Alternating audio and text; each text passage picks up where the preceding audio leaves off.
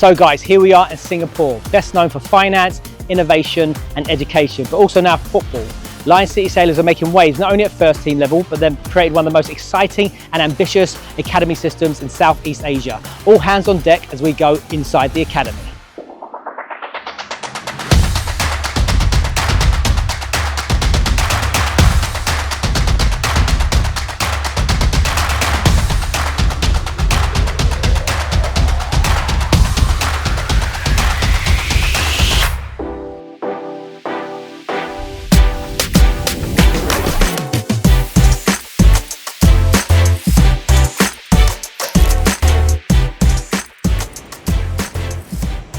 How are you doing, Luca? Good, mate. Yourself? All good? Yeah. Good to see you. Welcome. Thanks for having me. Yeah, nice to have you around. Good to be here. Can you show us around? Definitely. Let's have a go. Let's go.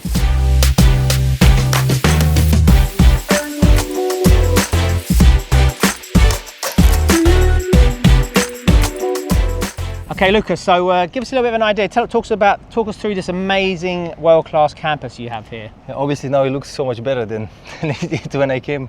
So this is relatively, well, almost a brand new facility, just less than 2 years old. Right. And we designed it fully from scratch because we were limited in the space we can use and how high it can go and so on, pitch dimensions and everything else. But now I think we are very lucky to have these 3 pitches. So we have 2 artificial pitches, 90 by 50. So yes, we've got one pitch, a big artificial pitch here, exactly. One, and then right behind us here, yes. Yeah. And all the way behind, you can see the first team pitch. Which so the first team pitch is behind that exactly. line, which we've seen already, yeah. So that's it. So you've got 3 pitches. I mean, what, you'd like another pitch, would you? Would be perfect because the number of teams and everything else, and then you have individual specific training, goalkeepers training, performance training, sometimes on the field as well. Ideally, yes, but we're not complaining. We are still pulling. Absolutely. And so so was this built from scratch? Was it just a bit of land and you designed it? And so this used to be an old facility. It was quite run down when we came in. So, but it was sort of tore down completely and then rebuilt in a completely different way. So this is a huge upgrade to what it used to be. Okay, so we've got the three pitches, and then tell us about how the building split. Yeah, so the building is split. I think you guys saw when you entered. Left side is academy, right side is the first team. So there is that separation there, which is I think great because the academy players always strive to sort of move to the right side. Yeah. The first team is in own sort of bubble, so it's all the technical stuff and the players only. Yeah. And then on the left side with the academy, we have also other stuff like from the media, finance, stuff like that, together with all the academy stuff as well. Yeah. So you come in there, and you've got the meeting rooms, you've got the lockers, so the kids' changing rooms. Exactly. Along that wall, you're sort of like your Hall of Fame on the wall, and then you got your nice open planned academy office. Was that intentional to have it like that? Yeah, exactly. I mean, we like to promote, let's say, open culture and that everybody have a discussion and very clear about what we want to do and how we want to do it. So, and it's nice. It's very nice and effective environment to have. Yeah. Interesting. And then tell us then about the first team building there. Yeah. So you got state-of-the-art gym, which obviously the academy use as well, if I'm right. Yeah. And then the first team sits first. You got a lovely changing room, and then there's that little sort of social room there as well, isn't there? I mean, if you heard this probably before because you visited those guys as well, but you know you have to have. If you want the best players and also best opponents, you need to have best facilities. Yeah. So this is what we try to produce, especially for the first team players, to create this environment that they have everything they need to perform the maximum capacity. And then when I walk around the facility, I notice all these inspirational quotes all around the world in all parts of the building. Tell us why they're there and why they're important. I think they serve as a sort of reminder why we do what we do. At the same time, for some young players to get this feeling of, okay, this is what is required. This is how we get to the next level, and it's just basic guidelines to if you want to achieve something, these are the principles you stick to.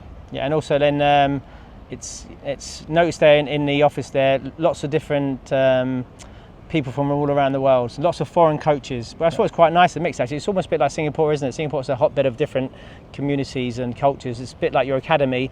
Tell us why you thought it was important to get those European staff in particularly. Yeah, I mean, we talked about this before. I think setting the standard, that's really important. And I think coaches that work in highest level European environments, they have that with them, right? The certain standard of training, of behavior on and off the field, and how do we set demands on the players.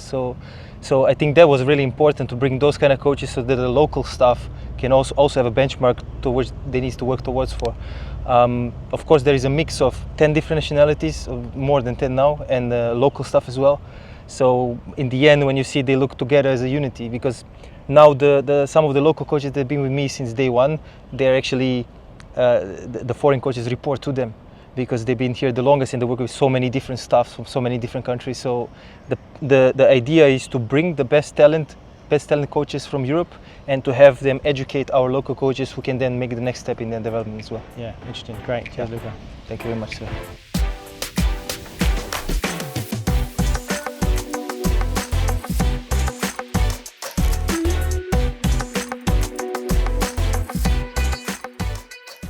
Okay guys, so here we are at Lion City Sailors Academy, this fantastic venue. A little bit different today. I've been invited in. I'm going to do a bit of CPD with the coaches, which I'm really excited about, delivering to their technical staff, and then I'm going to do a session on the pitch with some of their players as well. So looking forward to getting involved today, to get a real feel of the place. Nothing better than doing a session on the grass on the pitch, and then speaking to these coaches and find out a bit more about this amazing programme.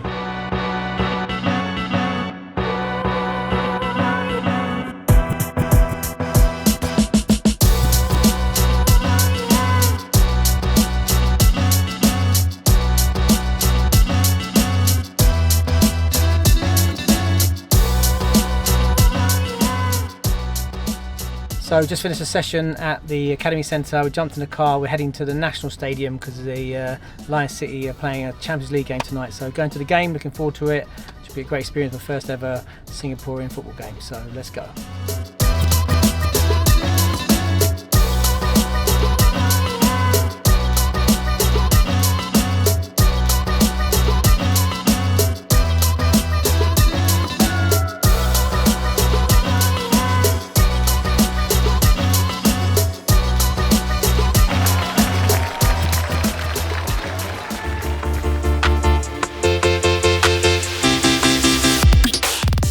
So guys, we're inside this incredible facility right in the heart of Singapore here. We've got 3 pitches, and we're going to start off our day with an interview with Luca. Luca is the technical director of the club, really the man responsible for turning this relatively small club into one of the best academies in the area. So let's find out really what goes on behind the scenes.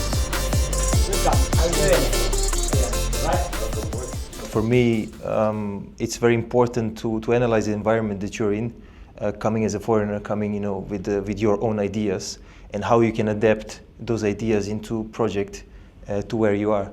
So I think for me most importantly is to talk about player development and what kind of frameworks you create and you put them to so they can make that steps in their career. So I think that awareness is very important to have about the socio-cultural context and how we can implement our ideas within this environment. The most important thing is something we call this philosophy of interconnectivity, which consists of 4 main parts. And this is the players, and then the way we play, the way we train, and the way we coach. So for us, everything starts from the players. This is the most important aspect. So I've already mentioned what kind of environment we come from, what is the culture of this environment, how can we profile these players to see what are the good things, what are the things that can be improved. What is the level of competition? What are some maybe limitation of the football ecosystem in the country? So taking all these things into consideration, we can then maybe go deeper into the game model, let's say philosophies we want to implement. Based on that knowledge, right, it's easier to create certain game model that can utilize fully the qualities of the players, and they can also try to minimize the flaws or let's say the inferiority that we have comparing to different nations. Based on that, so we know how we're going to play. Now it's how we're going to translate this to players. Later I will talk about academic structure, but when we talk about, let's say, the younger players, the foundation, I think it's ridiculous to talk about principles or things like that, but we still need to give them opportunity to understand the game. So we do that by creating like a basic behaviors for players that are derived from the principles of play that we have in the older age groups. So these behaviors are worked on as a part of the training, and it's something you will speak to the coordinators, they will explain that a little bit more in detail. For the development age groups, we of course talk a lot about principles, different principles of play per phase, but also we have individual principles for players' positions, and these are, let's say, guidelines for coaches on how to plan the trainings, plan the week, and eventually that what is implemented in training can be shown during the games as well by the players. Besides that, to combine these 2 things even more, so between the players we have and how we want to play, we create individualist programs or personal development plans that are monitored, that have goal setting, that have strategies how to achieve goals, how to improve on certain capabilities, and that's between not only the team coaches and the players, but also between individual coaches and the players as well. So we have play profiles, we have our game model, how we're going to achieve that, how we're going to get to the outcomes that we want in the game through the training process. So everything that we do in training is game related. So we start planning from the total form, which is the game, and we work backwards from there. The most important thing, I think, in this case is the training structure. And there is no right and wrong in this case, but how we do it is, and how I teach the coaches to do it, is always plan from the end. So focus on the end result that you want to have in training, and then plan it backwards. And maybe that's how simple, but then the next step would be, how are the drills that you plan related to the final outcome of the training, and how is this training related to the outcome of the week and what you want to see in the game in that particular week. To complement this, let's say, this planning with the physical aspect, because we talk mostly about tactical and technical, we implement tactical periodization, which is maybe unique in a sense how we do it, and this will be explained later as well by our head of performance. But the important thing here to say is that everything is completely connected. So the physical aspects, the tactical aspects, and as I mentioned before, socio-biological aspects as well. Last thing to mention about the training is the intensity, because I've heard this many times before, and I don't know if you agree as well. I think if the training environment is low intensity, any player can thrive or even look good. But when you demand that everything is done at its highest intensity, the highest explosive, or when you put demands on the players to do everything faster, then you can invoke technical mistakes and quick decision making and things like that. How do you manage that here? Like, I might notice in my session yesterday, and I was getting into the boys a bit and say demanding more. Obviously, with the conditions year round, with the heat, what are the strategies to support them in that, or to make sure that that you get those outcomes? Yeah, I mean, the weather is definitely a big challenge for us. That especially also because the players go to school usually from morning to afternoon. So we try for those older age groups where this part, so the intensity and monitoring of the training intensity is very important. We try to train later in the evening, and that give them the best opportunity, right, to be able to produce what we want them to. Especially to achieve this, I think the word competitiveness can be understood in many different ways. The definition of it is to have like instinct desire to be better, not only you to be better than somebody else. So this is something we encourage players to think this way and to always strive to be better. But I think specifically for coaches, I always say this is what you give is what you get in training. So how's your demeanor, how's your tonality, how is your demands during the training, and to recognize body language of the players and how they react to the instructions. I mean, these are all the qualities of the coach. It's important also to be very objective. So I like to say also be your own worst critic, because too many times you've seen, training doesn't work the way the coach wants, and it's the players, so they can't do this, or maybe the demands are a bit too high for the level of the team, right? Maybe you need to adjust certain things. Maybe the dimensions are not correct. So you need to always start first from yourself and see what you can do better, what you can adjust in order for the players to get the full benefit of the training. At the same time, you have the opposite when everything is going so well and everything is looking fantastic, right? And then the game comes and you see complete opposite thing. So then in this case, if the training is looking really well, I like to say that this is the training for the coach. Yeah. If you don't challenge, they're not challenged enough, they're not put in a chaotic environment, what is the benefit to the player? So the balance between these two things, I think, is key to having a good training. At the same time, so we have, let's say, we have certain level of intensity. We induce this competitiveness, right? We analyze the training objectively to see what is the best demands to put for this particular group of players that we have. I think then one of the biggest mistakes that is made in general in Asia, not only in Singapore, is that the coaches always give, let's say, solutions to the players. And I think our job as coaches, doesn't matter where you work, is to provide opportunities for the player to develop. So give them choices, give them situations that they can strive in, right? Don't make the decisions for them. Because too many times you've seen, and I've seen that quite frequently in this part of the world, is, the center back gets the ball, and before he sends the long ball, he look at a coach, and the coach, okay, play long, and then he follows that, this is destructive. This works until a certain age, because for the younger age groups, it's very difficult to spot a difference unless you work with exceptional talents, because of the small spaces, because of the small areas. You can mask these mistakes, but as time goes by, when the players move to the bigger spaces and really you can see whether they understand the game or not well, that's where the differences are big. And if you look at the things domestically for us, there's a great competition in the foundation level, the ages between 8, 9, 10, 11, 12. As the age groups go higher, we find it more difficult to find the teams that can compete with us. So this is one of the challenges that we have. But to draw the line, this is the big, let's say, foundation of everything we do, and it's important for every staff here, not only the coaches, to understand that all these things are connected between each other. We also have certain guidelines. These are more, let's say, big picture guidelines of what we are trying to achieve. So I already mentioned that when we plan the training, we always start from the total form, which is the game. But then again, I mentioned something similar. So if the game is, everything is perfect, something is not being done right. So we need to induce the chaos theory. I think everybody who watches is probably familiar with that. When you put players in chaos, and I already mentioned, try not to give them the solutions, but give them options. So based on our principles, in every single situation or every phase of play, we should be able to have certain options to give to players to work for. And during the training, we can provide them with those options or see if they can find it themselves. If not, we explain, and then we repeat continuously to try and see if they are able then in those moments to recognize a different or better options. And we do that through inducing these repeated behaviors. Now, when you do, this is also a bit dangerous to do repeated patterns of play with young kids all the time. I don't know if you're familiar with the block versus random concept. Yeah. So then it's also self-explanatory. We randomize the repeated behaviors as much as possible.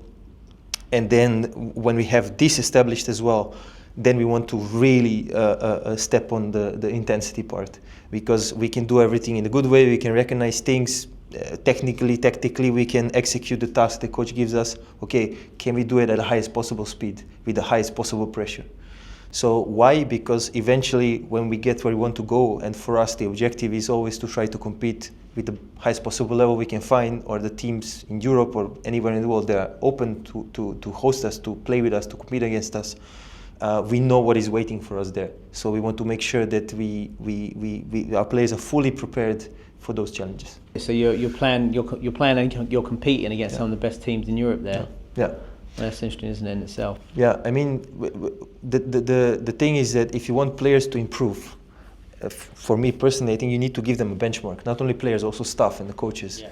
I mean, I'm lucky to have this experience in final, right? So that we have good connection with the club, and then we have good connection now with Atletico Madrid, with a lot of clubs in Portugal. So it's very easy to organize these things for us now. And usually when you do it first time, everybody is skeptical. It's a team from Singapore, and you go through the stages of, okay, let's just give them like a C team and a D team, and then, which is normal and completely understandable, right? But you need to achieve certain reputation so that the teams would actually take you seriously. Yeah. And I think over the 5 years, I mean, we've been to Europe more than 20, 30 times, and some players who, let's say, join us or started with us when they were 12 in this development program, they're now 16. We talk about top talents, so they had probably 6 team trips to Europe.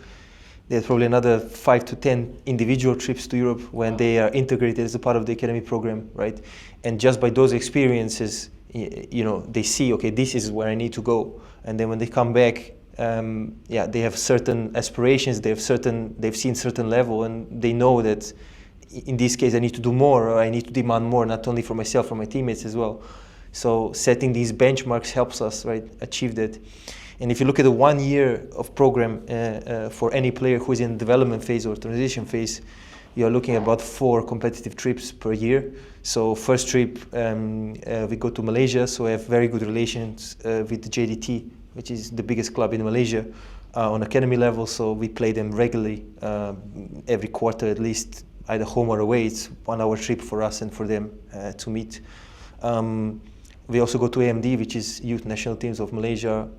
Fantastic setup as well. They are based in Selangor, a bit further, but we also play them twice a year at least.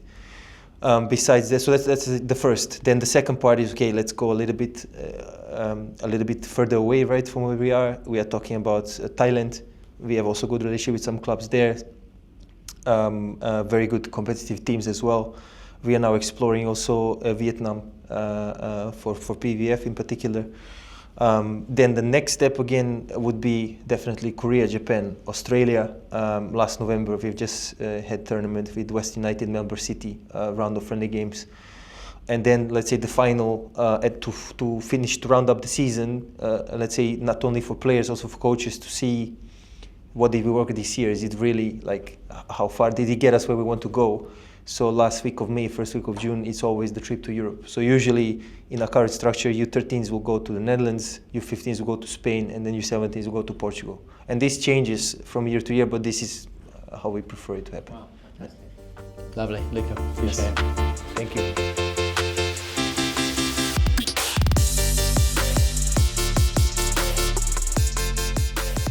So we just come out of that interview with Luca, in there for about 50 minutes, and wow, yeah, look, a real deep dive into what you're doing here, and it's like a real amazing project, unbelievable facilities, unbelievable, nearly 40 full-time football staff here. So look, you've got this amazing facility out here, right smack bang in the middle of Singapore. So and it is run like a top academy, big inspirations from some of the European academies. All the staff come from some of the biggest clubs in the world. So yeah, really inspiring chat there with Luca. Really great to see the great work that goes on, and now looking forward to seeing some of the other things that go on behind the scenes inside the academy.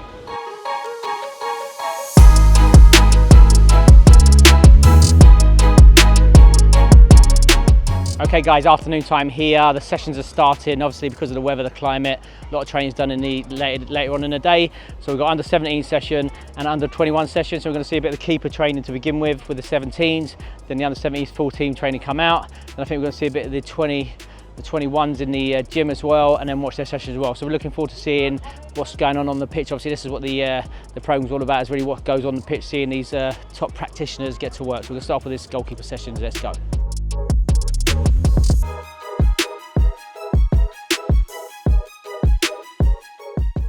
Yeah, under the keeper coach. Yes. What are you working on today with the under 17s? In relation to the team objectives today, finding the 6 in build-up. Okay. So we're doing a lot with the feet today, finding stimulus to engage the goalkeeper to be brave to execute that between the line passes. Nice. Finding the number 6. Fantastic. Ilhan, think. If they are not pressing, drive. Take the ball from here. Because at certain point they are tired. They come halfway, it's okay, push, yeah. If they are not coming, yeah, we just go straight. Oh, transition, ball. Alright, so no press. If there's no press, we don't pass, we drive the ball forward. Go! The attackers, they are changing their press. They are going one goal, one cover now. Think. Find a solution, yes! Find a solution, good. Well done. The yellow cone. X-ray on the yellow cone. Good. X-ray on the yellow cone. Oh, good. Good. In, out. Both feet. In, out. Yep. Hi, I'm Ashraf Arifin. I'm the academy coordinator and also the head coach of the U17. Today's session is more about build-up, so we're going to do a lot of build-up in our build-up structure, and also moving on from small possession to a bigger game with a bit more different types of presses that you're going to face. Let's go quick, last 30 seconds, come on! Go, last 30 seconds, come on, quick! Relax, patient. Fine. Modifier support, good, Avish. Alright, keep, point! We have advantages on the ball side, okay? If we approach to that side, we create superiority, so we always have 3 men. But we need to communicate. If I can't see him, I need to hear, because I can understand where he are, okay? And then, we are approaching, we can attract them, but then we can switch a bit our positions to create doubts on them, right? We have a triangle with 1 plus 2, but if these guys approach, the other need to understand, and the number 10s also. So, who can see the other players? The number 10s, right? If I'm the number 10 and I'm here, I can see LG and Schlock, I can talk to them. Okay, Schlock, I'm here, you can move more. And I see his decision and I take the other decision to create different line passes. Okay, it's a communication game. If he's the one pressing me and I'm a center back, If he's coming straight on me, then maybe I should adjust so that he has to come at an angle, so I have an angle to pass. If he's going to be straight, then he's going to block your passing lane. So if he's coming straight, maybe you adjust or support a bit, although you're receiving from the same side, but adjust because of the angle that he's coming. Alright?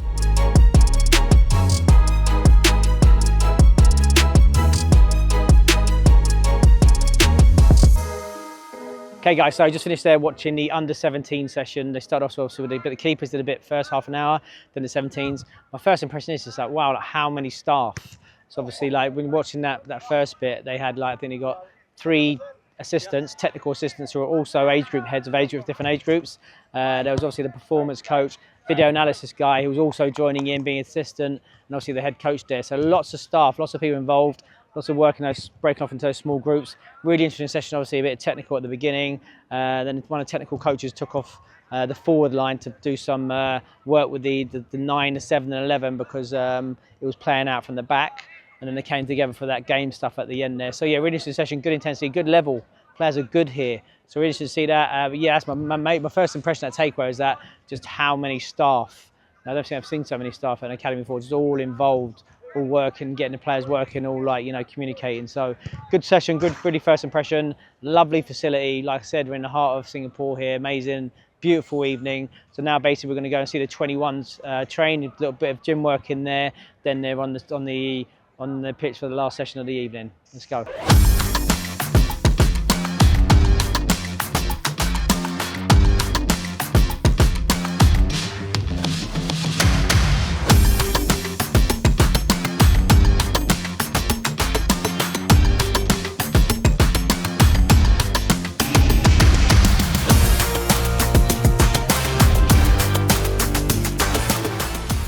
My name is Firdaus Qasim.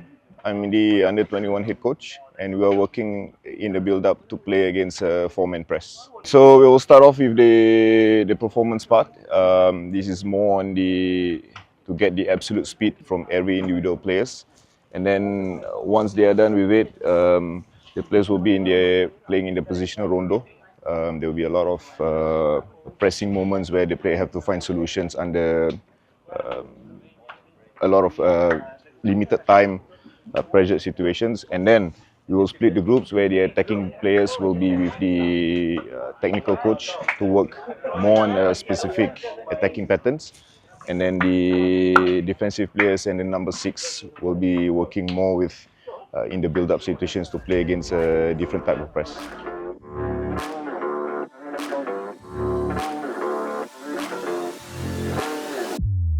Boy, let's go, let's go, let's go. Come on, Danny. Come on, Danny.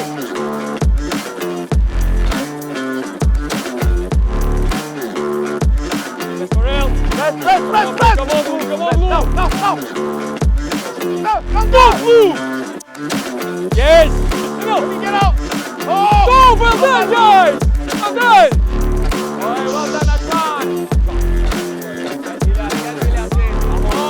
And the guys.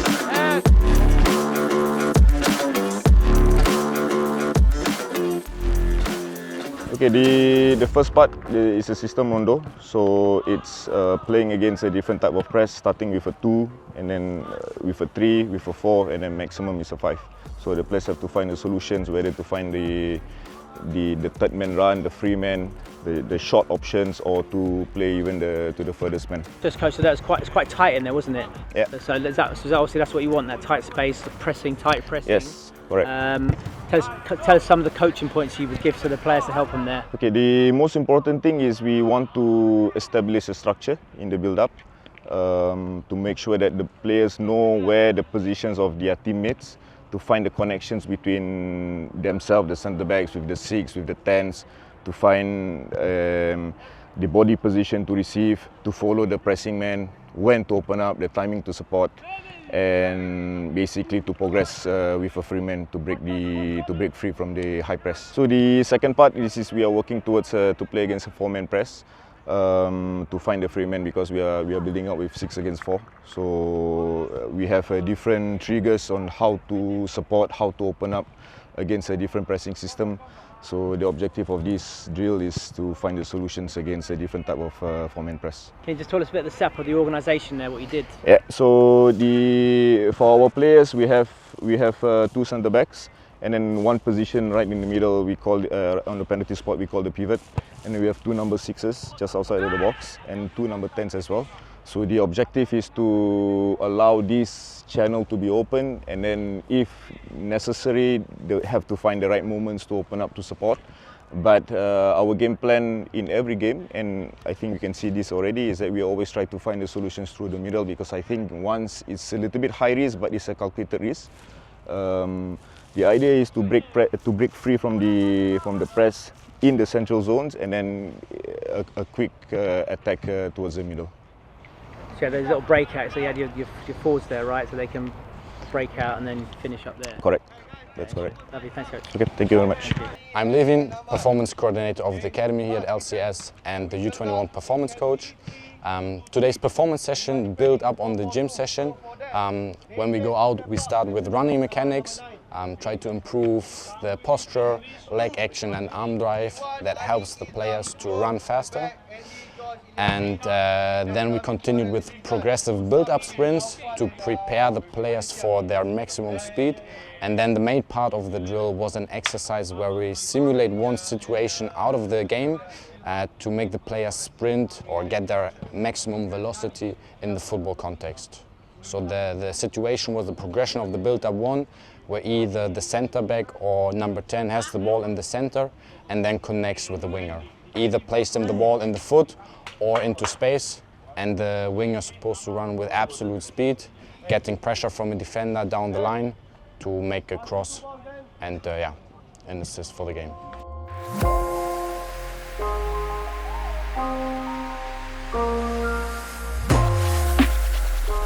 So guys, today's coming to an end. As you see behind me, the 21's just finishing up with an open game. Interesting speaking to Luca there. During the last session, he said there's a policy here where they have to have a certain amount of time of free play, which is really important and obviously a big part of my philosophy as well. But so there won't be any coach intervention. So the end part of the session will be a free game, let them play, and that's the academy through. But yeah, listen, what an amazing first day. Amazing to be in Singapore. But yeah, just like, you know, in terms of first impressions, yeah, look, it's a top academy in terms of the resources, the coaches, what goes into the planning and the preparation, obviously, and just a lot of staff. I think there's over like 40 full-time staff here. This is a big academy. This is bigger than most European academies. So really interesting project here, real quality here, some real specialism, some great practitioners, and yeah, been lucky to see, chat to a lot of people today, see a couple of sessions. We're going to be back tomorrow where we see some of the younger groups train as well, talk to some more people. But what a great first day it's been here at the academy.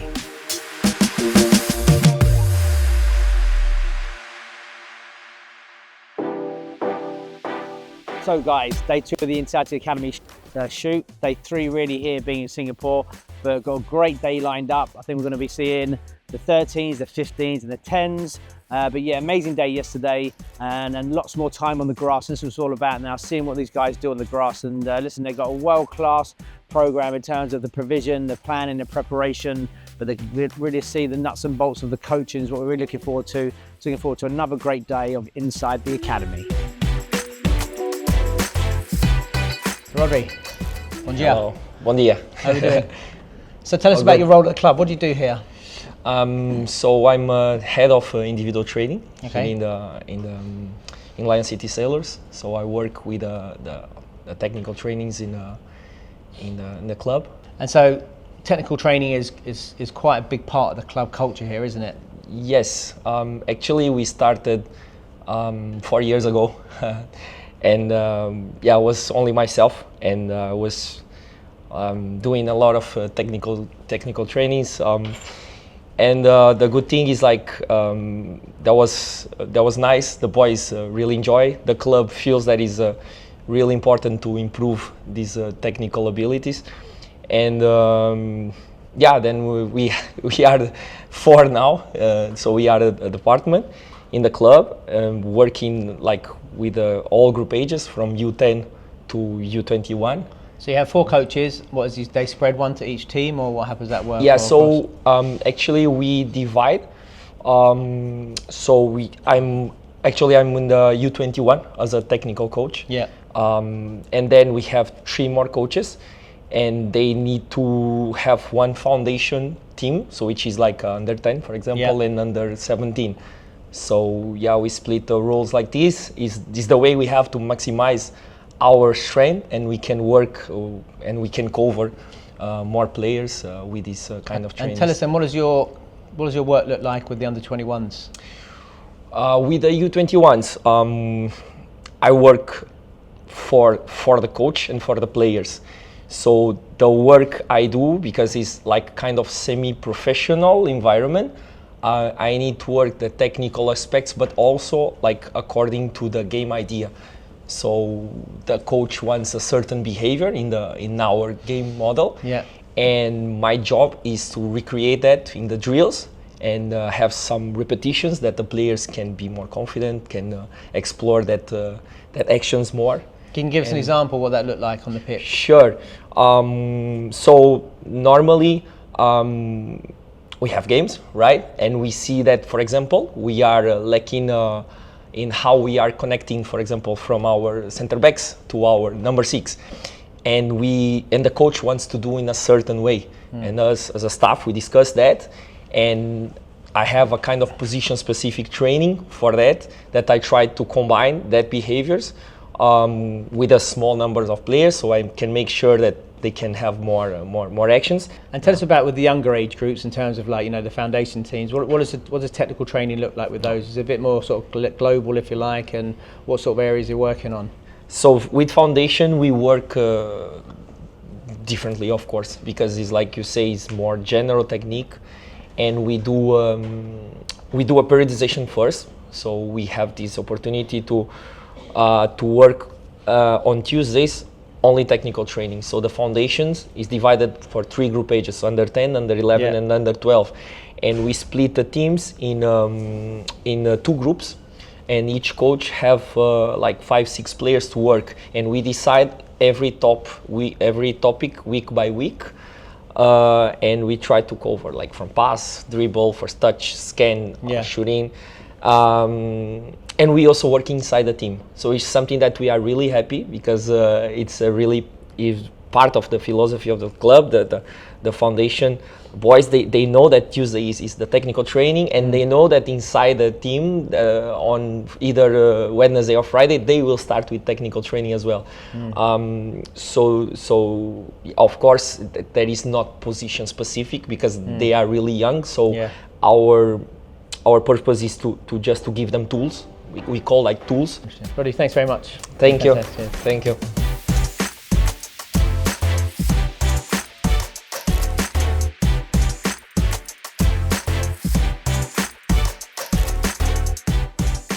We're gonna start here, this player.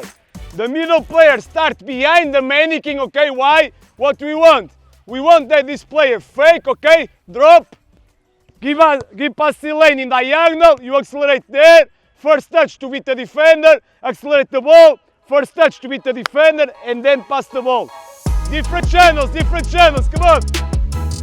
Go with him. Nice.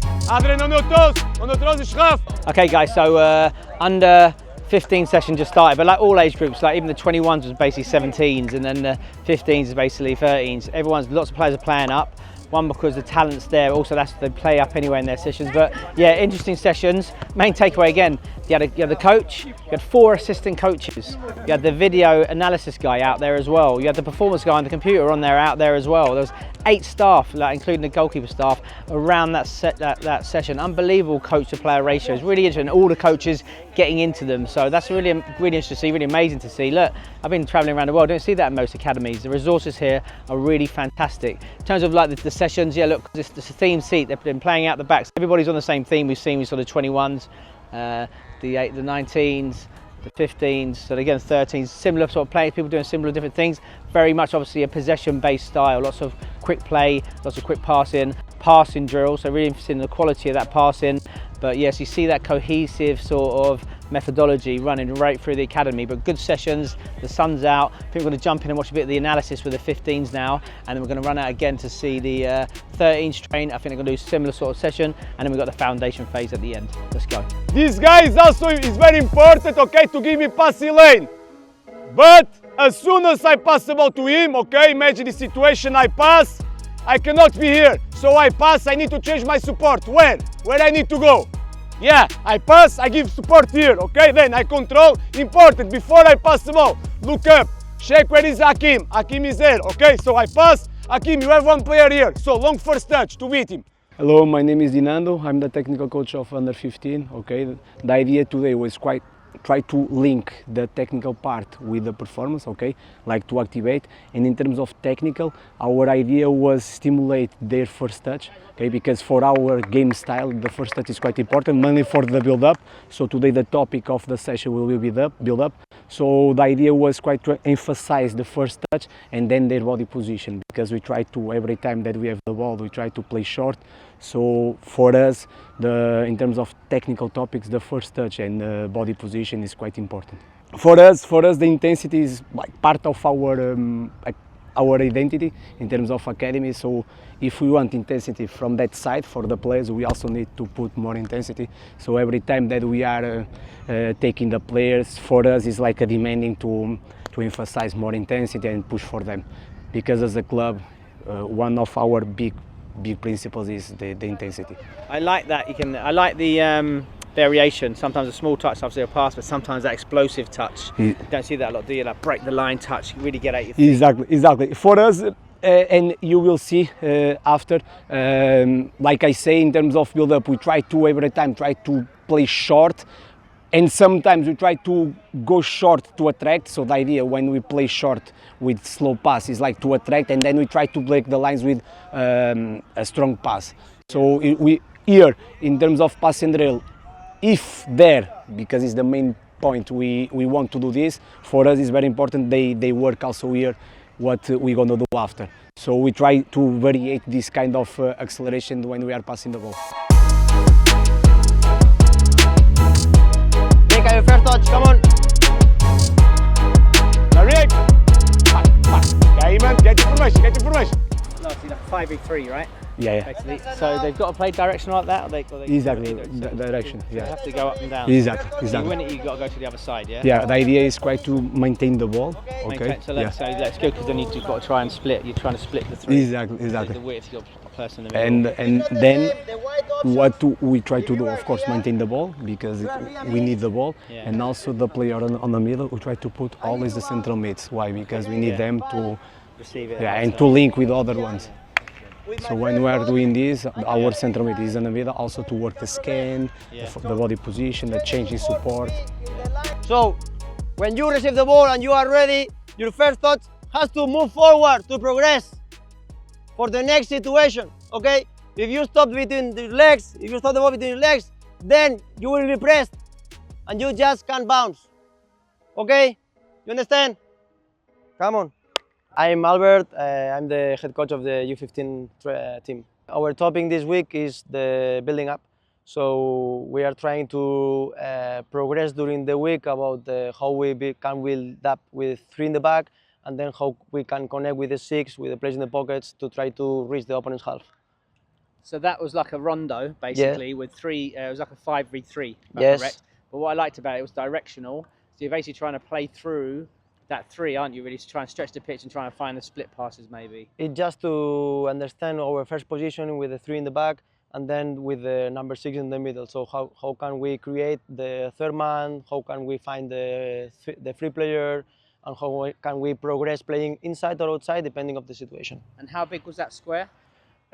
Small. It's small because we want to be more focused on how we can change the support, and how can be always in a passing line to maybe be free, or maybe to let our teammates to be free. Tell me about that man in the middle, or the men in the middle. They switch. You got a 3v3 and a 2. The 2 are always like magic. One was it? Are they midfielders when they play for you? And give us some of the coaching points you talk to them about. Usually we play this kind of drills with a midfielder in the middle as a neutral, and then we can use the neutral who is inside as a central back or maybe striker, depending on the situation. And this player in the middle, it's important to be always ready to receive the ball, scanning everything to try to identify who is going to be free in the next situation. So that's important to receive the ball, play with few touches, and then connect with the free man. What about body shape? Talk about body shape. What sort of body shape? It's so important for us because the number 6 is the guy who connects everything. Yeah. So our body shape is important to scan more pitch and then to play to the free man. Yeah. If you are just facing the player who has the ball, maybe you can only bounce. Yeah. So if you change your body shape, then it's easier to have more options. I like those little ones comes in here. I just set it through, Steph. You know, it's nice little movements, wasn't it? Just breaking the line one touch or We beating did. those mans, very nice. We always train with this kind of drills, so they are used to understand the game. Yeah. Because our focus is try to develop them in this kind of situations, and then in the real game they can solve the problems that they have. Oh, and also nice because it's directional, right? So you go here, you win it there, you got to hit the other side. Yeah, it's the same with the facing both ways. Yeah, So at the end it's multi-directional.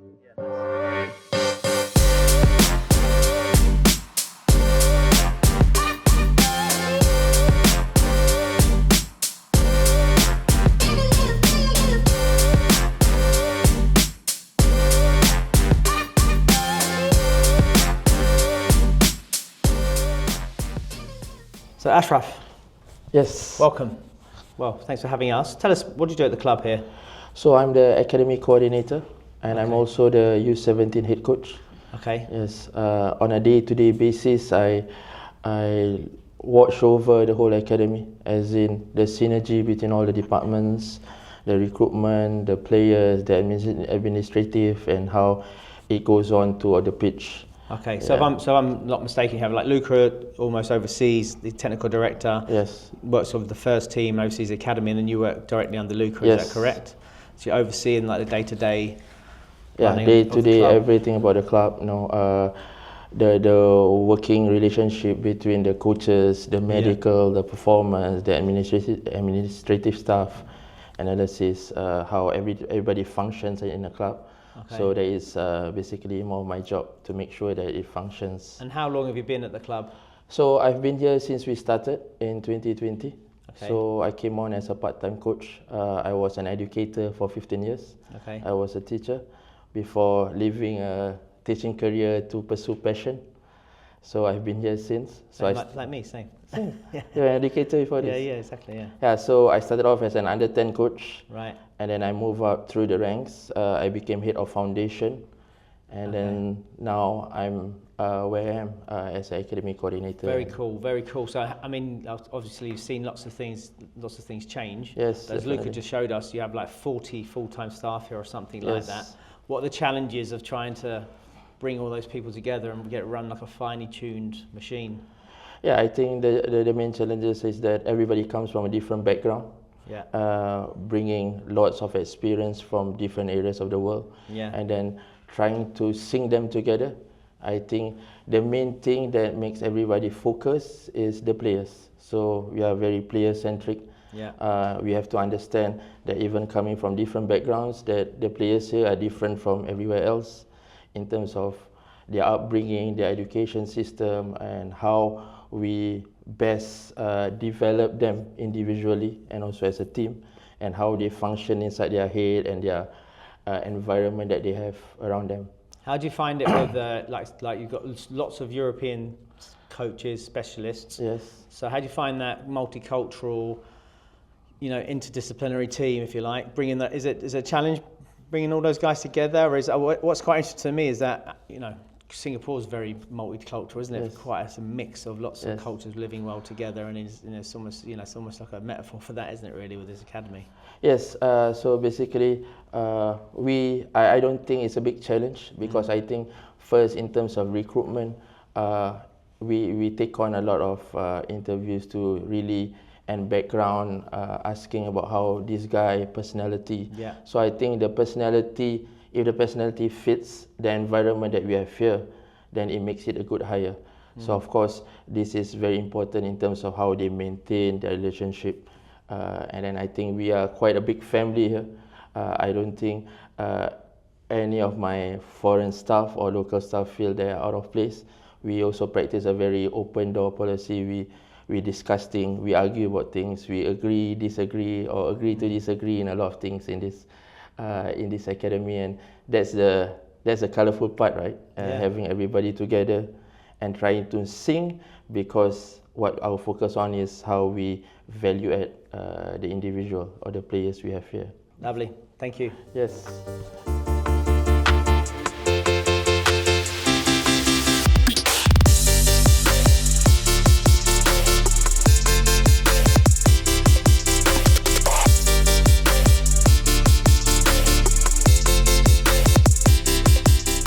So Kyrell, head of foundation phase lead, right? That's right. So great session there. Really enjoyed that. Lots of games, lots of fun, 1v1. But tell us about the key behaviours you look for. You got attacking behaviours and defensive behaviours, haven't you? That's right. So in attacking behaviors, we're looking into like space occupation, unmarking to get away from the opponents, and yeah. So basically, when we have the ball as well, we're looking at bravery to take on the opponents. Yeah. Okay, then all the attacking. So bravery, taking opponents, find space. What are the other ones? Unmarking. Unmarking, get unmarked. Yeah, breaking the lines as well. Breaking the lines. Yeah. And then tell us about the defensive behaviours. What are the key defensive behaviours you're looking for? So basically, in defensive behaviours, looking like, if we're outnumbered, we want to look at the first presser to delay the press, like pressure, cover, balance is the things that we always talk about with the foundation phase. Yeah, I mean, I said it like we always tell them like the nearest player, right? He needs to go and press and just delay first to let the rest of his friends come back. And yeah, and it's always important that when one person is pressing, we always have like cover at the back as well. So everyone needs to know where to go and like what to do. So those key principles really, they go through every session. Every coach knows them. Very important. Especially when we were going in attack as well now, but we're also focusing on the defense, like rest defense we call it. Right. So it's not like we're just bombarding forward and then leaving the back bare, So yeah, when we're attacking as well now, we have to make sure that we have players at the back as well in rest defense position. Yeah. Just in case we get a transition from attack into defense. Very interesting. Cheers. Thank you. You're assisting on this session. What's your plan? What are you trying to do in this part of the session? My position is a technical coach, so my feedback is always to the individual. I assist the exercise. I go to the feedback what coach really wants, but I don't really focus on the tactical issues. I go to the individual to help them to grow faster. That's what I try to help them. Are there any players in particular you're looking to affect in this session? Most of the times, because we have a new coach this season, I always work with the center mids and the number 6, because now our center back jumps to number 6 when we have the ball, and they to understand these kind of moments, because most of the times they only face the ball. I want them to face the game and understand that kind of things. It depends on the exercise coach build and setups to our session, but most of the times my worry is with the number 10s, the players who play inside of the game and who have to balance the team and to create more for us. So number 6, number 8, number 10s, most of the players I give feedback in this kind of sessions. Lovely.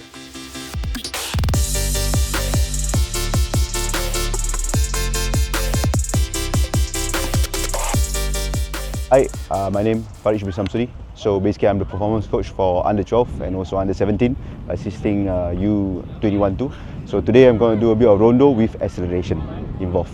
Do you often do, as part of the performance warm-up, you make it like a bit game specific, a bit football specific? Yes, I think very important to tie up things from the gym and also make it more football specific. So what we do here, especially for me, I try to involve more football specific movements, like passing the ball, so that whenever they go to the first drill, it's not the first time they're touching the ball and all that. Right, and then you get in a bit of dynamic stretching in there as well, are you? Yes. Considering is there anything about, considering they're young players, 10, 11, 12s, anything you got to consider? So I think the main thing, you still have to have the fun element inside. So for me, I always involve cognitive games and all that. So simple stuff like tagging, or even like yesterday what I do with the tennis ball and so forth. So these are the small things that I do to just involve a bit of a cognitive function before they start the actual warm-up.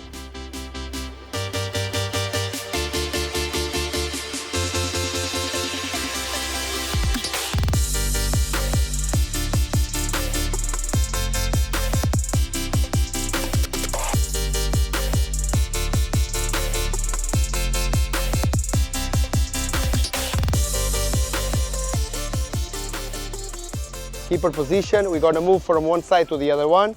Okay, center back on the right, first touch forward. The midfielder, as you can see, is gonna start around this mannequin, okay? I want you guys to open a passing lane, connect with the goalpost. After this, okay, we go for the 1v1. Okay, and mark now, where? Okay, one touch, connect, opposite side, opposite side, opposite side. And now it's a 1v1, now it's a 1v1. Go, this side. Okay, and we score. Top, perfect. Ryan, where you go, Ryan? Now you press. Go, Ryan! Play! Good ball, Ryan! Top! And rotate. Just close the eyes. Guys, focus. This moment is very important for us, okay? We want this.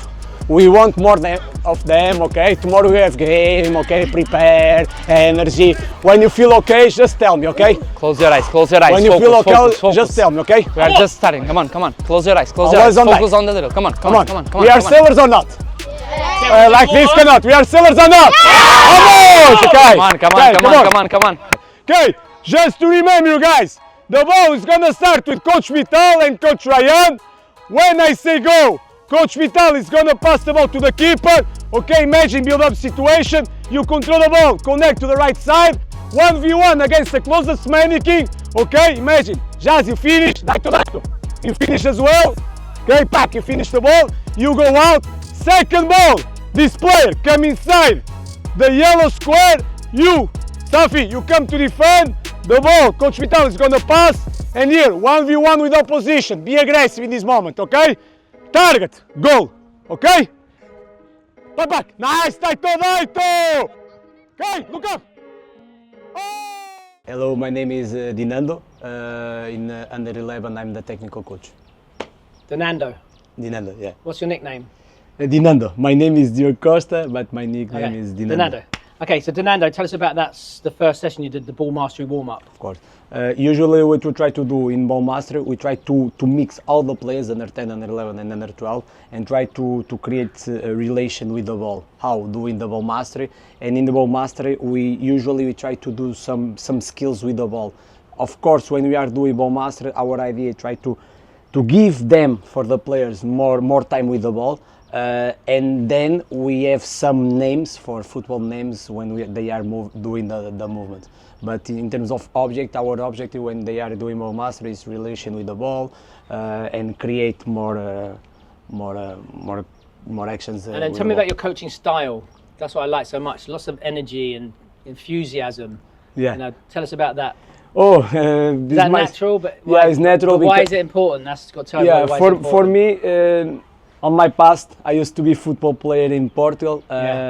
So one thing that I like the most is the energy that the coaches transmit for me, and also the good vibes when the coaches coach me. So now, in the other side, as a coach, I try to transmit this for the players. For example, we as academy, we have like a principle, the intensity, and for me this is quite important. Okay, we need to promote this with the players. How?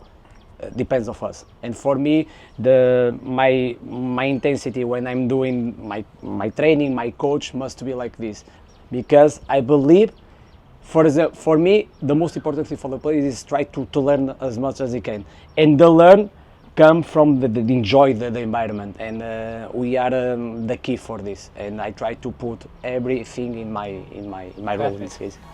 So guys, as you know, the topic of this week is attacking organization. We are working in our build-up, so the ball will most likely start for Nazif or for Kimi. We play 2v2 plus 2. How can we get a point? Tell me. Okay, score. In how many touches? Only one. Okay, so every time the ball moves to our center mid or striker, what we need to do? Very quick, support, that's it. Yes? So score in the goal in one touch or keep the ball for 10 seconds. Okay, so if they close the goal, what we do? We just keep the ball. We just keep the ball. Move the ball until we open spaces. Okay, so to score 10 seconds or score in one touch. Okay, center mid or striker and keeper, the goal is behind you in purpose. Every time you give and you bounce the ball, just go away from the middle to get ready to run. Yes. Okay, my name is Francisco Couto from Portugal, and I'm the head coach of Under 11. So Francisco, great session. Just watched the foundation phase. Lots of fun, very vibe. talk us through that session. Talk us through the atmosphere. Why you like it that way in the mornings? Yeah, first, like you talked, a lot of fun, a lot of enjoy, because we strongly believe that when the kids are having fun with the session, they are more deeper inside, and we think that with that environment we are closer to become more learners and to give the information that we want to provide to them. Yeah, so we saw some like, a bit of ball mastery, then we saw a 1v1 session your colleague did. Now tell us about your session then. You went into a bit more connecting stuff, right? Yeah, we start with the performance because we want to give them an holistic view of what we want. Then they go through the technical with Coach Nando. In foundation we work a lot and we focus a lot in these small details. Then the session, the topic was build up, so attacking organization, and we start with a situation of 2v2+2 representing a build up situation in a closer and smaller space, but to focus in the small details like the first touch, like the body position, like the pass, like the continuity, to prepare them for the game contact situation in which we went to a 5v4 with the neutral, with the ball going starting from the goalkeeper. So let's go back to that 2v2+2 basically. Give me some of the key points that you're trying to get through to the players there. Yeah, for us, we start with the space occupation. Okay, space occupation. We want our players to be in the line with the defenders in a starting position, so in a first touch we can straight away beat them, because our purpose with the build-up is to progress to score. Then we talk a lot and we give a lot of information regarding the body position for help them to a proper first touch. Then by that we mean side on, so you can see the pitch, give some information, some key things to tell the players about the body position. Yeah, but open body position, try to watch the player that have the ball and watch the space where you want to attack. Yeah, of course. So you can have with your first touch, if then you can use your arm even better to protect the ball and to stray away, beat the first line of pressure. Then is about check in, check out, different kind of movements to unmark, so up, down, inside, outside, so you can bounce the ball to attract and to open gaps in the middle, so you can have this break pass that allow us to also progress and to unbalance the opponent. So it's a lot of small details that will then be very useful for us when we go for a bigger situation, you know.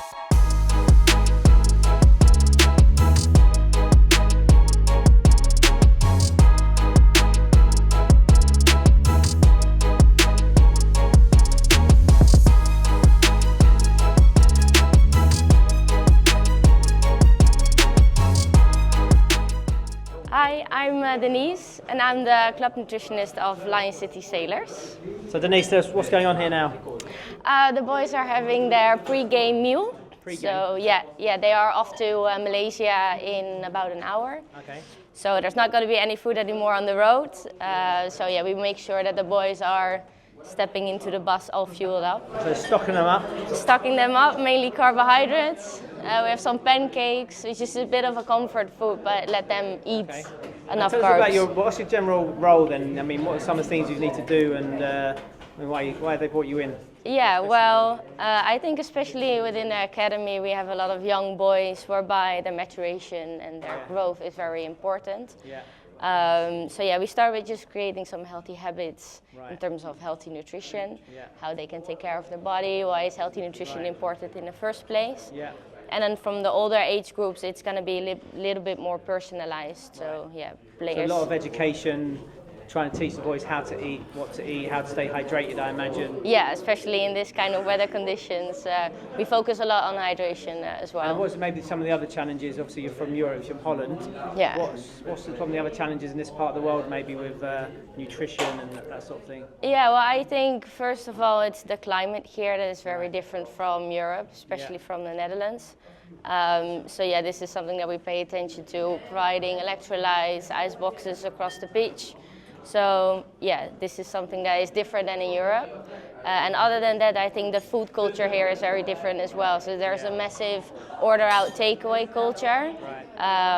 So yeah, this can be a bit challenging sometimes. So I think education in this case is therefore even more important, so the boys also know what they can take if they go elsewhere and the parents are not there to cook. And give us, what's the best pre-match meal a player can have? I would just say a plate of pasta. Just mainly carbs, maybe a little bit of protein, but that should not be the focus. Something that the player is actually comfortable with. Never experiment with any new foods. Yeah, pancakes, high in carbs, and a good, decent amount of hydration. That's what I would suggest for them. Sounds good. Love it. Yeah.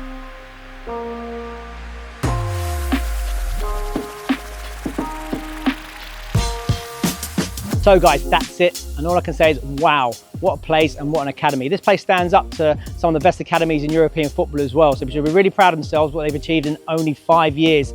Unbelievable really, in terms of the logistics, the location, the facilities, and also the staff is top drawer. Lots of experiences from some of the best clubs around the world. But importantly, that methodology as well, brought in all the way through the club, from the very youngest to the oldest. The sky is really the limit here. Thanks so much to Luca and the guys for inviting us in and showing us access to all areas.